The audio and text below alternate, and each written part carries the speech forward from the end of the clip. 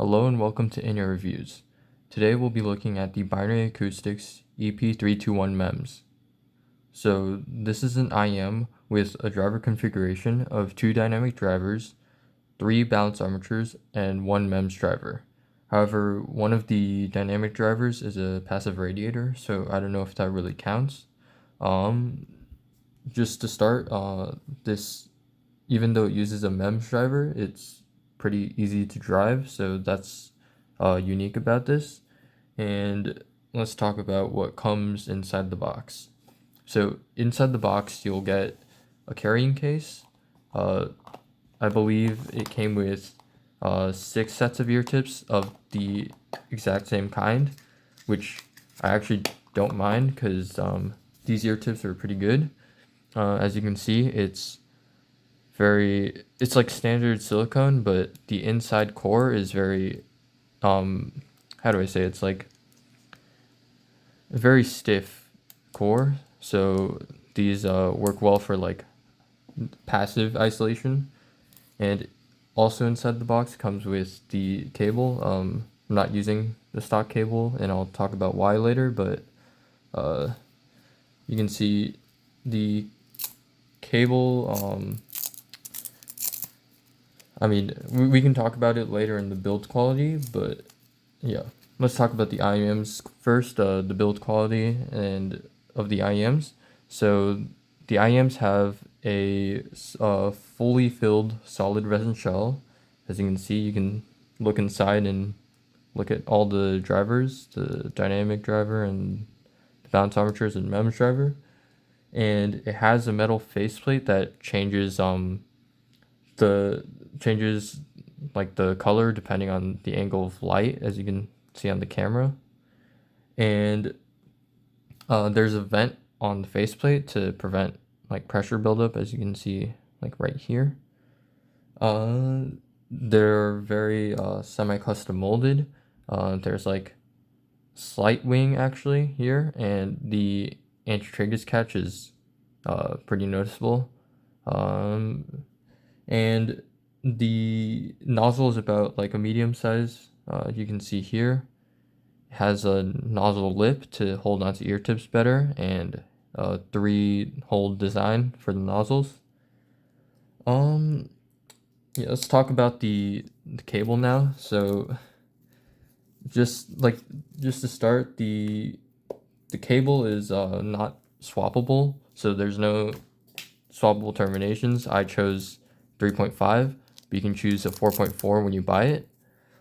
The cable feels fine, and it carries a little memory. Like, it's actually wraps pretty well too, but it's just the cable feels light and supple, which is, I guess, a good thing for some people. And it's neither like bad or good, but I replaced the cable with the 50 strings Da Vinci, which just for like comfort and aesthetic reasons. So I don't think the cable changes sound by much, but I guess that's up to the viewers to decide. Let's talk about the fit and comfort of this. So since the shells are very semi-custom molded, they're very comfortable despite being like I would say a medium large size. So it's not like the shells are bigger than the Opus OP22, but I find these to be much more comfortable for longer listens. And the venting works since I feel no pressure buildup when listening to music. And the passive noise isolation on this thing is excellent. Nozzles aren't too large, and it fits inside my ears very well. Yeah, overall, like the fit of this IEM, I find to be one of the best, despite being one of my larger IEMs. So that's kind of a surprise. But let's talk about the sound impressions of this. So the IEM sounds pretty natural and has emphasized treble energy. Although the frequency response shows like a significant bass boost, I don't really hear that. Like in reality, the bass quantity is pretty lacking, but I would say the bass quality is very good. So the bass is very satisfying, but not very punchy or hard hitting, which is perfect for me since I'm less of a bass head than the average person. And the mid range is very well done with no like standout qualities. The vocals all sound very natural, nothing to really speak about there.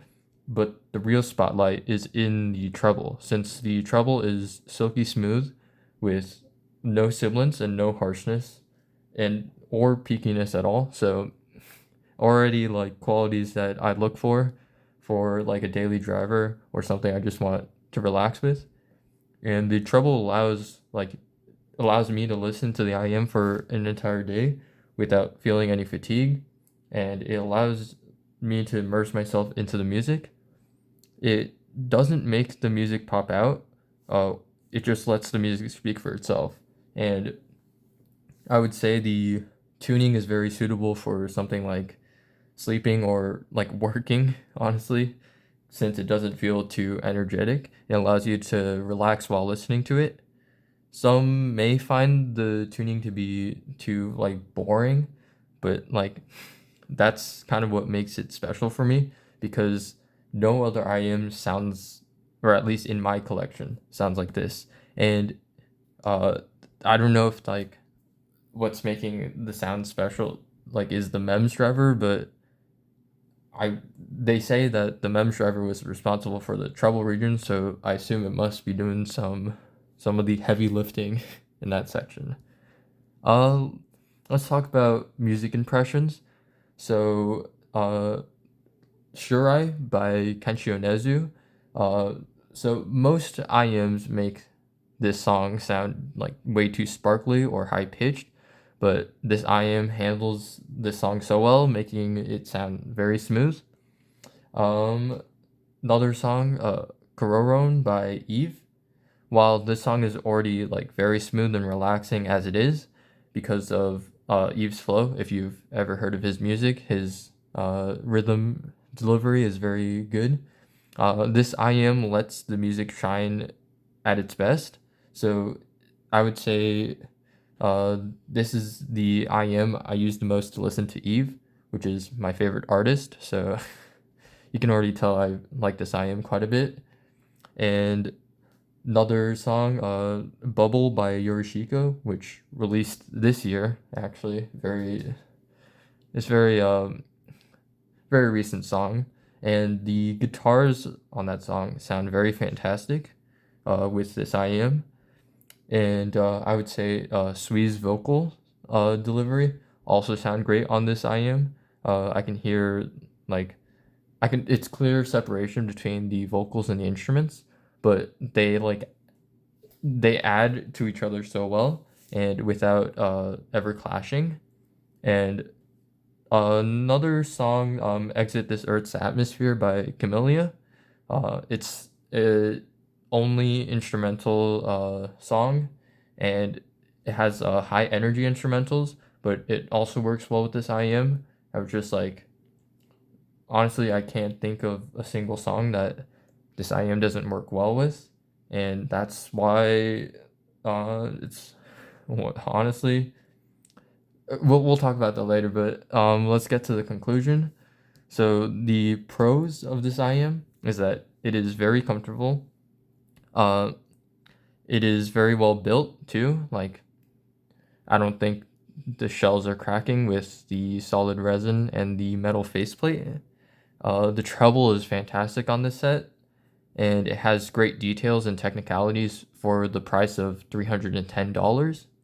Um, Also, personal pro is that this is my favorite looking IM of all time. It's just I love the way it like changes colors depending on where the light shines on it. And I don't really like IMs to be too flashy, and this is perfect. Like so it's like 90% of the time it looks gunmetal gray, which is fine. It looks great like this too. But then the 10% of the time when it hits the light just right, it just It just looks fantastic. So the cons of this set, honestly, like I would say none for me, except that it's $300. But like at $300, this is what I would spend my money on. So with that, let's get to the rating. I would give this a full 5 out of 5 stars. Wow, what a shocker. This is my favorite IEM at any price point, and I just think this is a fantastic set. As you can probably tell from my profile picture being a picture of the the EP321.